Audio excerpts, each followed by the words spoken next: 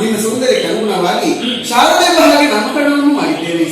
ಮಗಳೇ, ತುಂಬಿದಂತ ಈ ಸಭೆಗೆ ಸಮಾರಂಭದಲ್ಲಿ ಪ್ರವೇಶಿಸಿದಂತ ನಮ್ಮ ಮುಖವನ್ನು ಸರಿಯಾಗಿ ಗಮನಿಸಿದಂತಾದರೆ ಬಾರಿದ ಮೊದಲಿಂದ ಬಂದವಳಿದ್ದೀಯ. ಈ ರೀತಿಯಾಗಿ ಬರುವ ಕಾರಣವೇ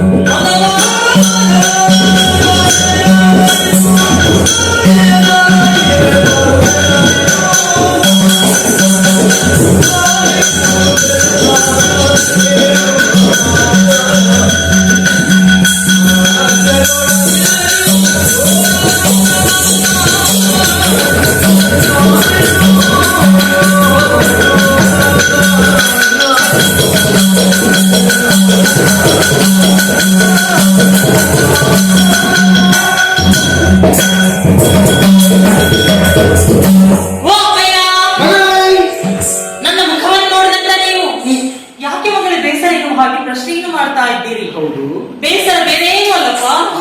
ಈ ಪ್ರಪಂಚದಲ್ಲಿ ಪ್ರತಿಯೊಂದು ಜೀವರಾಶಿಗೂ ನೀವೇ ಸೃಷ್ಟಿಕರ್ತರು. ಆ ಜೀವಿ ಬದುಕಬೇಕು ಅಂತಾದರೆ ಅವರಿಗೆ ಒಂದೊಂದು ಉದ್ಯೋಗವನ್ನು ಕರುಣಿಸಿದವರು ನೀವಲ್ವೇ? ಹಾಗಂತ ನನ್ನನ್ನೂ ಸೃಷ್ಟಿ ಮಾಡಿದ್ದು ನೀವೇ.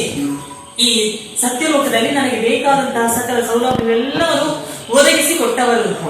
ಕುಳಿತುಕೊಳ್ಳುವುದಕ್ಕೆ ಶಾರದಾ ಮಂಟಪ, ಕೈಯಲ್ಲಿ ಒಂದು ವೀಣೆ ಎಲ್ಲವೂ ಇದ್ರು ಮನಸ್ಸಿಗೆ ಬೇಸರ.